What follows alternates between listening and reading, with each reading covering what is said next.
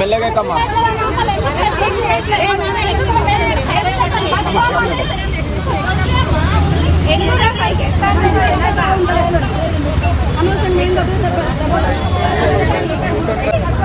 రండి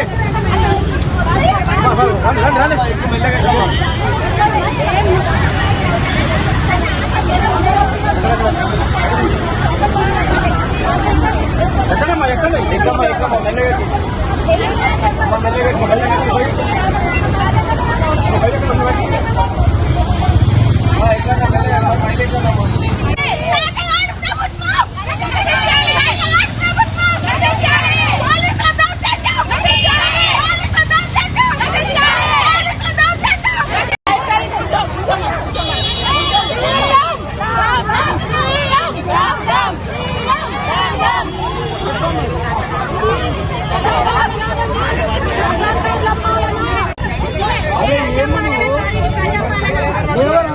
లేవరాదండి ఏమంటే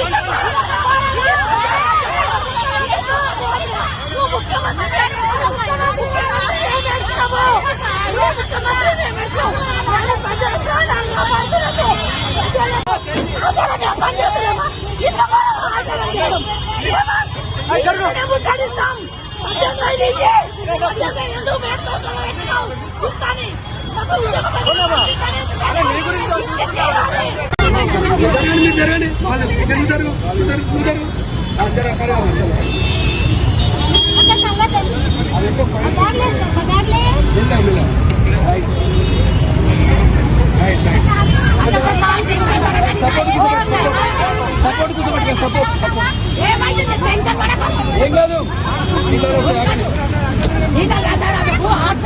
కూర్చోబెట్టంటున్నాడు సపోర్ట్ ఏమైతుంది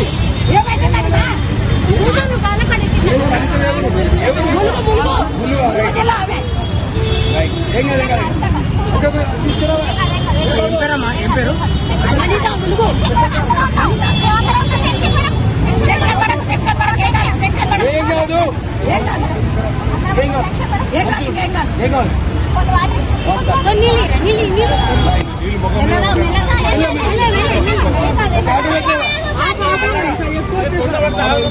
ఒక ఆటో పెట్టి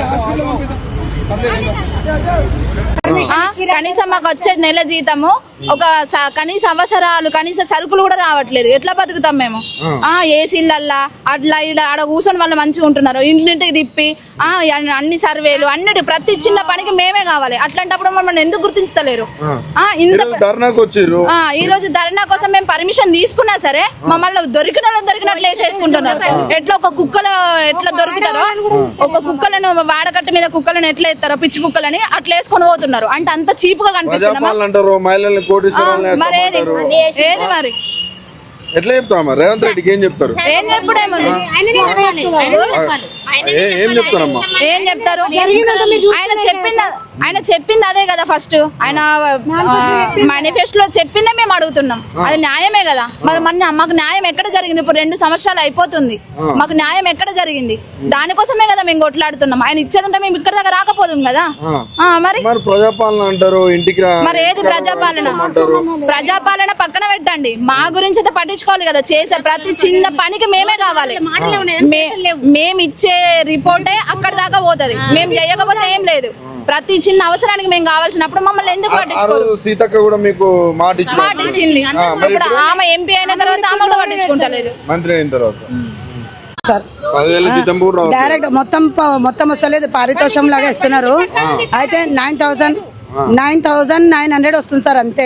అది 100 రూపీస్ కూడా అది ఏదో సిమ్ కి రీఛార్జ్ చేసుకుని ఇస్తున్నారు. 9,800 యాక్చువల్లీ శాలరీ ఇస్తున్నారు. మొత్తం 10,000 శాలరీ రాదు. అదన్న కరెక్ట్ టైం నెలకు వస్తుందా? వస్తలేదు సార్, అది కూడా నెలకు వస్తలేదు. మరి ఎట్లా గడవాలి మీరు? అదే ఎట్లా గడవాలో అదే ప్రభుత్వానికి అడుగుతాం. ఇప్పుడు మేము ఎట్లా గడవాలి, ఎట్లా లేదు అడుగుతాం. అరెస్టులు చేస్తున్నారు సార్, మేము ఎట్లా బతకాలి చెప్పండి? అరెస్టులు చేసి తెస్తున్నారు. ఇప్పుడు మేము పాడదాకా కూడా పోనిస్తలేరు మాకు. ఇప్పుడు మేము మహిళల ప్రభుత్వం అంటారు. మళ్ళీ మహిళా ప్రభుత్వం మీతోనే వర్క్ జరుగుతుంది, ఆశా వర్కర్ అంటే మాకు ఒక పునాది లాగా ఉన్నారు మీరు అని అంటారు సార్ వాళ్ళు. మరి మేము ఎట్లా చేయాలి, ఎవరితో అడగాలి అని మేము ధర్నాకు దిగినాం సార్. అది కూడా చేయనిస్తలేరు మాము. ప్రజాపాలనలో మా ఇంటికి రావచ్చు, లేకపోతే ప్రజావానికి రావచ్చు, అన్ని పెడుతున్నారు. పోయి అక్కడ కలవపోయినారు. ఎక్కడికి వెళ్ళినా మాకు అరెస్ట్ చేస్తున్నారు సార్. ఎక్కడ సీఎం ఏమైనా ప్రోగ్రామ్ ఉంటే పిలుచుకుంటారు, డిషం నింపి బస్సులు నింపిపించి పిలిపించుకుంటారు, వాళ్ళది చూపించుకుంటారు. ఇప్పుడు మనం ఈ పరిస్థితులు అడగడానికి పోతేనేమో వాళ్ళు ఇట్లా చేస్తున్నారు సార్. మేము ఎవరికి అడగాలి? చేస్తున్నారు సార్ ఎక్కడిదక్కడ. ఇప్పుడు మేము మీకు తెలుసా సార్, మేము 4 o'clock నుంచి ఇంట్లో లేము, ఇంటికి వచ్చి అరెస్ట్ చేస్తున్నారు మమ్మల్ని అందరినీ. ఇప్పుడు మా వాళ్ళందరూ 4 గంటల నుంచి బయట ఉన్నాం. మేము కూడా బయటనే పిల్లలను స్కూల్ కూడా పంపలేదు సార్. నేను పిల్లలను స్కూల్ పంపకుండా ఎంబడి పట్టుకొని తిరుగుతున్నాము. డైరెక్ట్ ఇంట్లోకి వస్తున్నారు. మంగళట్ పిఎస్ నుంచి పోలీసులు వస్తున్నారు, అరెస్ట్ చేసుకుంటున్నారు మమ్మల్ని. ఇట్లా ఇంట్లోకి వచ్చి అరెస్ట్ చేస్తున్నారు. మాకు ఎట్లా న్యాయం జరుగుతుందని మేము ఇల్లంతా ఇడిచి దూరం బయటనే ఉన్నాం సార్. 4 గంటల నుంచి ఉన్నాం. ఇప్పుడు బయటనే ఉన్నాం మేము. మాకు ఎవరు అరెస్ట్ చేస్తారో ఏంటి అని బయటనే తిరుగుతున్నాం సార్. చాలా ఇబ్బంది ఉంది సార్. ఇటువంటి ఇబ్బంది ఎవరికి ఆడవాళ్ళకి రావాలి సార్. ఇది ఎట్లా ఉందమ్మా రేవంత్ రెడ్డి వచ్చినాక మీ పరిస్థితి? ఏం బాగాలేదు సార్, ఏమేం బాగాలేదు, ఏమేం చేయలేరు మాకు. అసలు ఒక్క రూపాయి కూడా పెంచలేరు. మాకు చాలా కష్టం నడుస్తుంది తెలుసా. ఇప్పుడు మళ్ళీ ముంగట ఎండలు ఉన్నాయి సార్. ఎండలలో మేమే వస్తామో ఏమవుతుందో తెలియదు సార్. మాకు ఇబ్బంది ఉంది, చాలా ఇబ్బంది ఉంది సార్, చాలా అంటే చాలా.